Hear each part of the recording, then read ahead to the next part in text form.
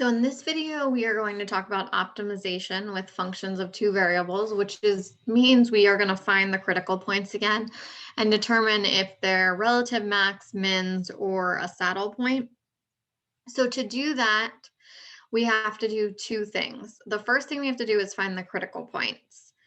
And the critical points are where f of x equals 0 and f of y equals 0, or they're also undefined, but we won't really see that case very much. So we're mostly focusing on where the partial derivative with respect to x is equal to 0 and the partial derivative with respect to y equals 0. So that's how we find the critical points. And then we have to look at this formula, which they define as D, that uses the second order partial derivatives.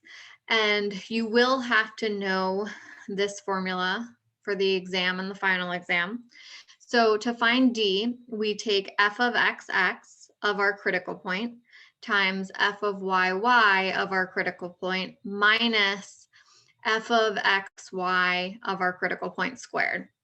Now, some formulas for D, some places write it this way, and it will give you the same answer, so it doesn't matter which way you want to do it. But instead of squaring the f of xy, they do f of xy at the critical point, and they multiply it by f of yx at the critical point. But f of xy and f of yx are going to be the same value, so you can do it this way, or you can just find f of xy and then square it. So once you know that, you have to check two things. You need to check the sign of D, and you need to check the sign of f of xx at our critical point. So if D is greater than 0, which means it's positive, and f of xx is also greater than 0 at that critical point, then you have a relative min at the critical point. If D is greater than 0, so again positive, and if your partial of f of xx is less than 0, so negative, then you have a relative max. And this is the most often one we're going to check, especially when we do our product functions and do applications. And then if D is less than 0, then we have a saddle point, which they explained in the other videos. And if D equals 0, it's kind of an inconclusive test, and you can't tell if it's a min, a max, or a saddle point, and other techniques would have to be used. We're not going to learn other techniques, so we won't often get that case in this class.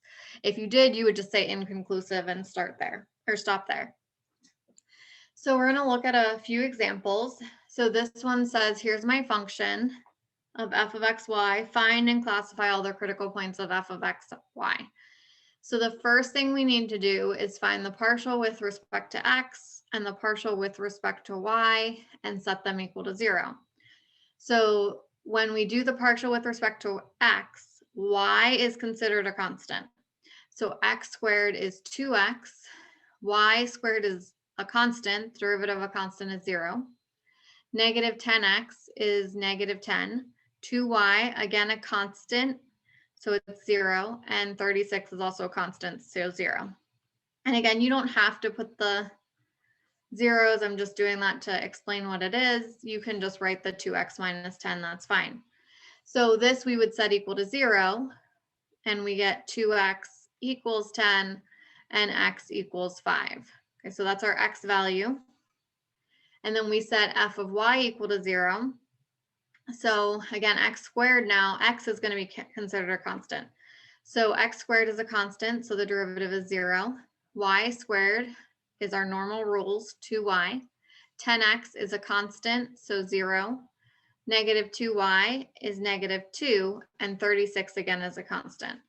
So this just becomes 2y minus 2 equals 0. If we set this equal to 0, we get 2y equals 2, and we get y equals 1.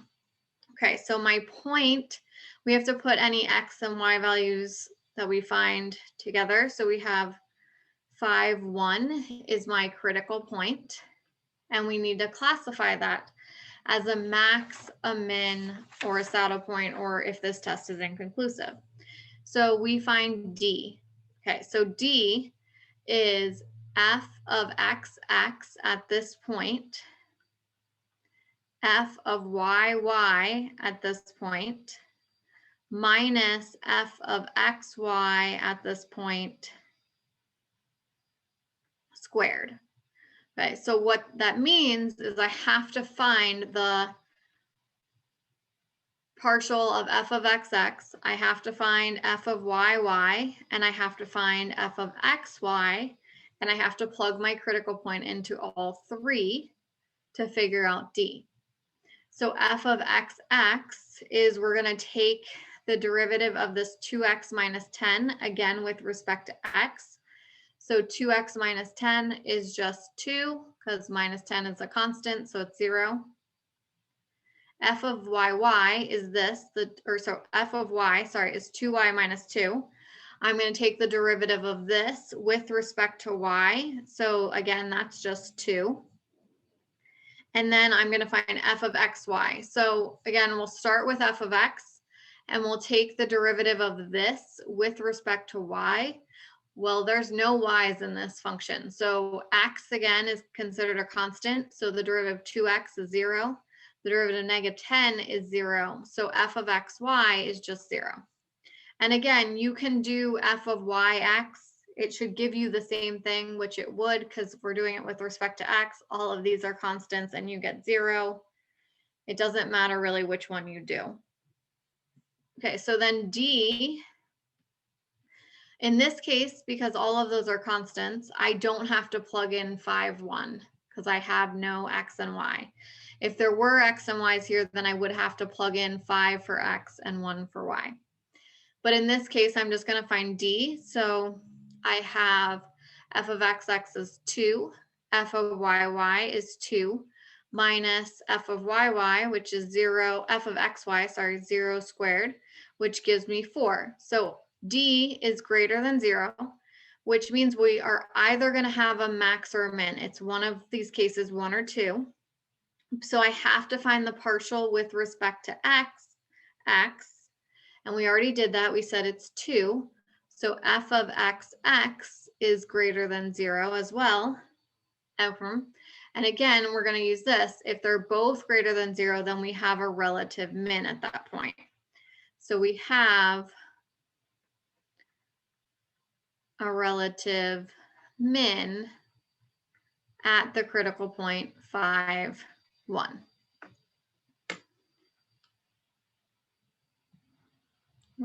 So that's an example of how to find the critical points and use these rules. I'm going to do a few more videos on applications with this coming up. So just let me know if you have any questions.